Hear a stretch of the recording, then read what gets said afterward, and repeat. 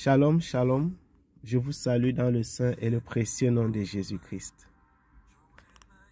Je me porte assez bien par la grâce de notre Seigneur Jésus-Christ. J'espère que vous également, vous vous portez bien. Je voudrais aborder un sujet aujourd'hui. Le chrétien face aux fêtes païennes. Le chrétien face aux fêtes païennes. Comment est-ce qu'il devrait se comporter le chrétien face aux fêtes païennes? La période des fêtes est souvent une période très compliquée pour les chrétiens, pour les enfants de Dieu. Ils ne savent pas comment se comporter. Qu'est-ce qu'il faut faire? Qu'est-ce qu'il faut faire? Quelqu'un qui ne nous connaît pas ou bien qui ne sait pas ce en quoi nous avons cru, ce en quoi nous croyons, pourrait se demander mais pourquoi est-ce qu'il parle des fêtes païennes, etc. Je voudrais rapidement, pendant cet échange-ci, tirer au clair une chose et expliquer la raison pour laquelle nous ne croyons pas en certaines fêtes. Bien que plusieurs pasteurs, plusieurs prédicateurs, plusieurs frères en Christ même soient dans ces fêtes-là, nous ne participons pas. Nous n'avons pas envie de nous mélanger à cela. Vraiment rapidement, sans rentrer dans les théories fantaisistes, fantasmagoriques, etc. Je ne participe pas aux fêtes que l'on dit religieuses, mais qui n'ont pas de fondement dans la Bible. Je reprends. Je ne participe pas aux fêtes que l'on dit religieuses, mais qui n'ont pas de fondement dans la Bible. Ça veut dire que il est préférable, je préfère fêter même des fêtes non religieuses que de fêter des fêtes faussement chrétiennes. Ça veut dire ceci, par exemple.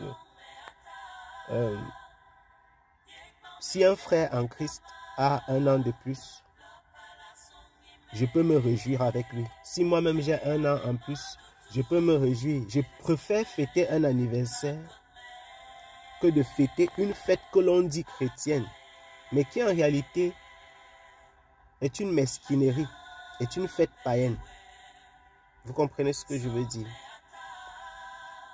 Je préfère fêter quelque chose que j'ai moi-même décidé volontairement de faire, au lieu de me joindre à quelque chose que l'on dit en réalité chrétien ou spirituel, mais qui n'en est pas.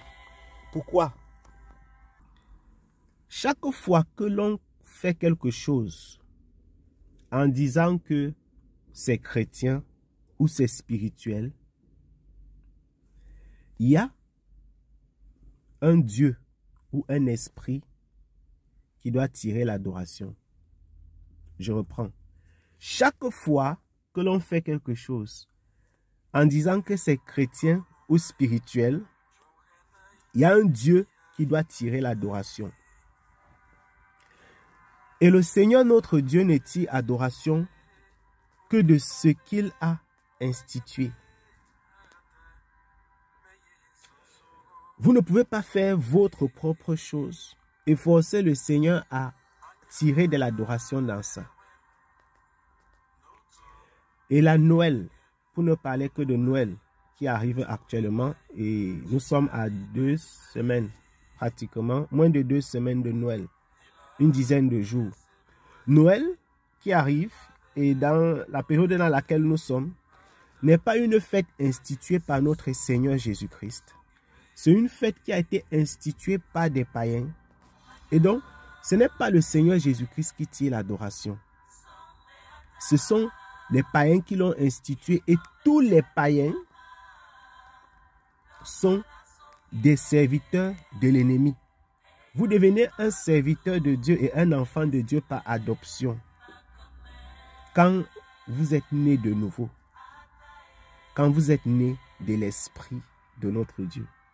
C'est ce que nous dit notre frère Jean, dans Jean au chapitre 1. Né non de la volonté de la chair, mais de la volonté de Dieu, non de la volonté du sang. mais de Dieu, de l'Esprit. Donc, tout ce que les païens inventent, instaurent,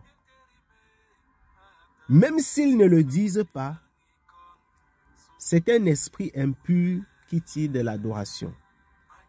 Ceci dit,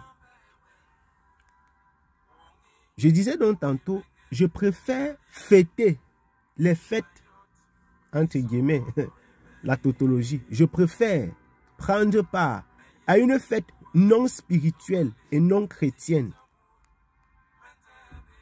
que de participer à quelque chose qui n'est qu'une mascarade et que l'on dit spirituel et chrétien. Parce que dans tout ce qu'on dit être spirituel et chrétien dans le monde, un esprit impur prend de l'adoration.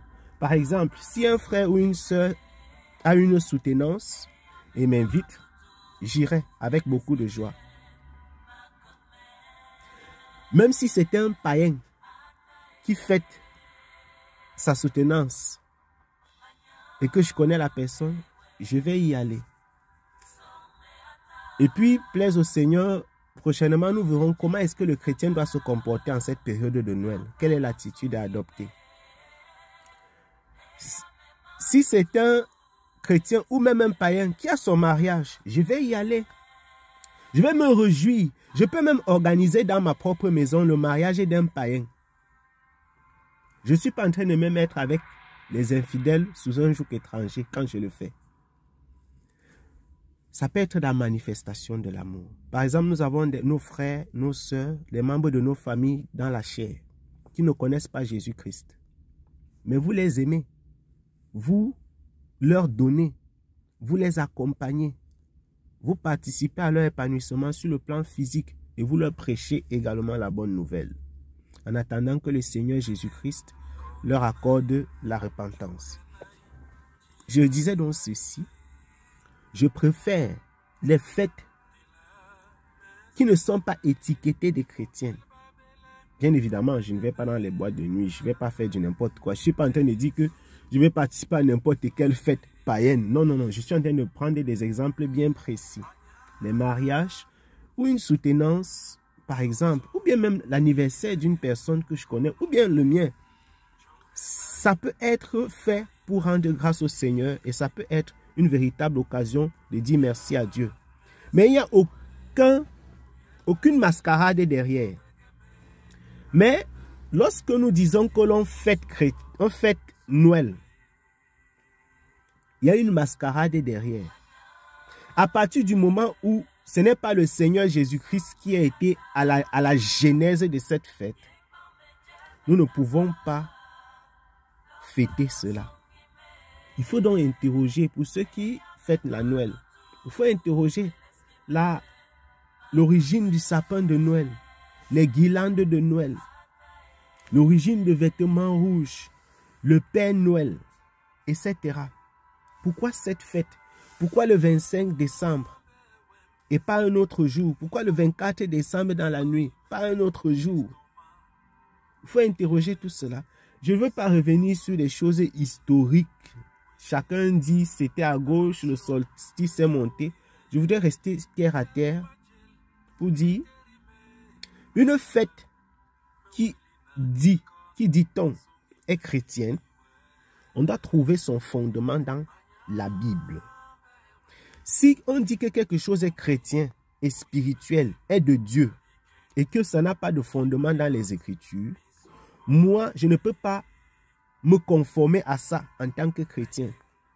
Je préfère encore, comme le dit Paul, être avec un païen pour le gagner à Christ, même dans une fête qui n'est pas chrétienne, par exemple un mariage ou bien une soutenance, etc. Donc je disais, je préfère encore être avec les païens, je préfère encore être avec des personnes qui n'aiment pas le Seigneur, pas pour être ami avec eux, mais parce que je suis le sel et la lumière. Je préfère honorer à leur invitation, pas pour me réjouir comme un païen. Mais tant que ça n'a pas une connotation spirituelle, je n'y vais pas. Par exemple, pour donner un peu plus de spécificité. Je ne vais pas au baptême, les faux baptêmes qui sont organisés par les païens. Quand je sais qu'on dit, les gens me disent, viens, mon fils s'est baptisé. Je ne vais pas à ça. Parce que ça a une connotation spirituelle. Vous comprenez la différence? Je ne vais pas au baptême que l'on organise à tort et à travers. Mon fils s'est baptisé, ma fille s'est baptisée. Ce n'est pas un baptême dans le Seigneur Jésus-Christ. Je n'y vais pas. Quand ça a une connotation spirituelle, je n'y vais pas. Je ne participe pas. Je ne participe pas activement. Je ne participe pas activement. Maintenant, je vais vous prêcher la bonne nouvelle. Je vais vous dire, ce n'est pas comme ça qu'il faut faire. Voici ce que la Bible déclare. Libre à vous de croire ou de ne pas croire. Donc, ne participez pas au fait que l'on dit chrétiennes, mais qui en réalité sont païennes. Marchons comme les apôtres. Marchons comme les apôtres. Nous reviendrons plaise au Seigneur pour parler de comment est-ce qu'il faut véritablement se comporter avec les enfants et soi-même dans cette période-ci. Qu'est-ce que nous croyons qu'il faille faire dans cette circonstance? Soyez abondamment bénis dans le nom de notre Seigneur Jésus-Christ. Shalom, shalom.